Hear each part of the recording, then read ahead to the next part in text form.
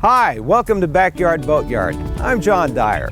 Our show is about what people will do to get out here on the water, the audacious projects they'll take on, in boatyards, barns, parking lots, and even in their own backyards.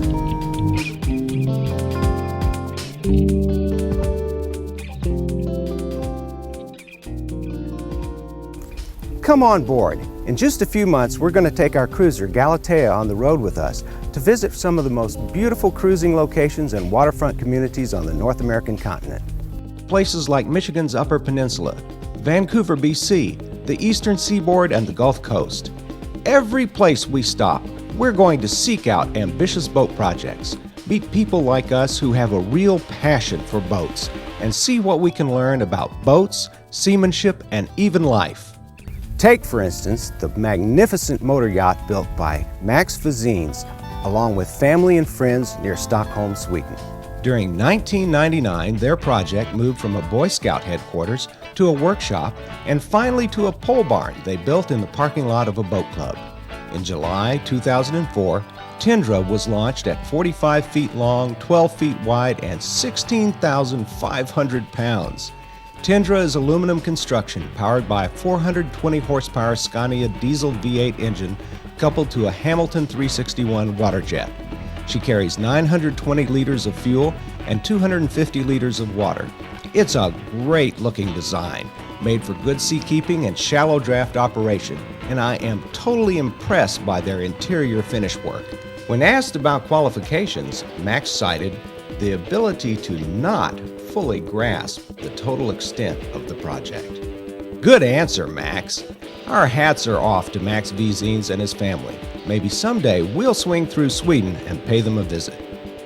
In the meantime, we'll do our adventuring here in North America and seek out people like Max and discover what they're building in their backyards. Our trip out will begin in about 6 months. Before we can start, however, we've got some work to do here at home. Our boat, Galetea, isn't quite up to the challenge. Meet Galetea, our 29-foot Marinette. Built in 1960 by Aluminum Cruisers, Inc., she's a great inland boat from a well-respected builder. But she's not a blue water boat, at least not yet. When we come back, we'll tell you about our plans to refit Galetea for big water cruising.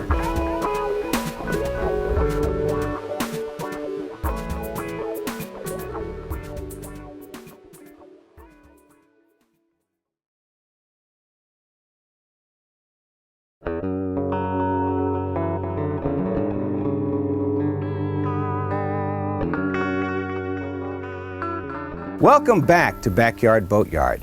We're planning our big water cruising adventure and our scouting expedition looking for people with ambitious boat building projects. But first, a little history. Our boat was built by Aluminum Cruisers Incorporated, a company that debuted in 1953 as a division of an aircraft builder near Louisville, Kentucky. Founder George Garcia conceived of the boat company as a seasonal offset for the aircraft business and adopted aluminum construction because this was the material they were using to build airplanes.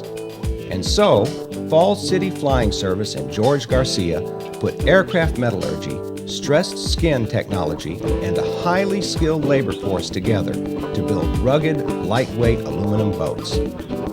Between 1953 and 1990, they built about 8,000 of them, most of which are still in service today. Marinette owners are a proud and enthusiastic bunch. The Great Lakes Marinette Club Rendezvous drew 21 yachts in 2005, and the Marinette Discussion Group on Delphi forums typically lists over 12,000 messages. The Marinette tradition, after a 6-year lapse, was reborn at Marinette Yachts in 1996.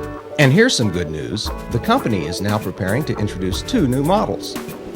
Our boat is a 1960 29-foot sedan. When we bought her in 1989, she was neglected and the engines were shot, but the hull was in good shape. Galetea's aluminum construction was an important feature, providing assurance that I didn't have to worry too much about hidden structural problems. And I love this boat's layout. It has a single-level deck plan, a full-height cabin, large windows, and a fairly spacious private head. Storage compartments are adequate and cleverly integrated. Sleeping accommodations for 4 are provided by the convertible dinette and lounge, and the galley area is large enough for meal preparation and entertaining. The mahogany interior is a real plus, something you rarely see in a modern boat this size. We solved our propulsion problem in the winter of 1990 by converting from inboard to outboard power. Although we had to rebuild the transom, this change gave us a lot more room in the back and added 10 miles an hour to our top speed. At the same time, we rewired the 120-volt shore power system, installed the roof air conditioner, installed a new water system, refinished the wood trim, and generally freshened up the interior. 5 years later, in 1995, we added a flybridge and dual controls. We also replaced the fuel tank, which had been located under a bench seat at the transom, with 2 custom tanks behind the cabin bulkhead, and replaced wood decking and bulkheads with aluminum sheet. Our flybridge addition cost us 5 miles an hour off our top speed, but it was worth it. The view up here is fabulous. Most of this work we did ourselves with help from our friend Steve Langford. Although some of this work has been demanding, doing it ourselves has given us pride of accomplishment and a thorough understanding of our vessel's systems and infrastructure. This experience is about to come in handy because although Galetea is a fine inland cruiser and weekend camper, we're getting ready to go places that she isn't prepared for. Everything on our refitting list is about mission capability. We want a boat that will take us offshore in safety and comfort and bring us home again. The first order of business is propulsion. Galetea is underpowered, so she's getting a pair of big outboards. New twins means a new transom. We'll cut the existing transom about right here, all the way across, down both sides and across the bottom.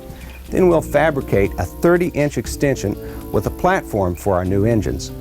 We're also going to talk to our naval architect about a transom door about right here, because our engine deck also doubles as a swim platform. Okay, so let's just get this on the table. I can't wait to see how the old girl runs. Look at what we're doing. We're more than doubling horsepower. Our extension adds 800 pounds of flotation and 30 inches of fresh planing surface. And here's the clincher. Lengthening a boat usually makes it run faster. Our goal is to hit 45 miles an hour or better. In rough seas, you can count on water coming into this space. It could fill it up and sink us. We need to get rid of that water fast.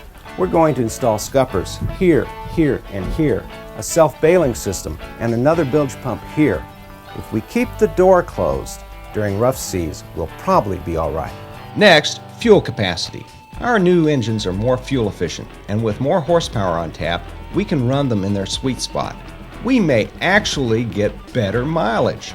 Still, we're repurposing this boat, and we want more range, so we're adding another 100 gallons fuel capacity.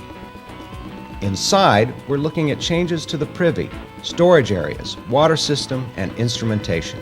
Topside, we need to improve the railings for safety, and we need to eliminate these trip hazards. We're adding a radar arch and a bimini at the upper helm station and a power windlass at the anchor station. That's the short list. In total, we're going to make about 40 important changes to this boat. If you want to see it all, you're just going to have to stick around.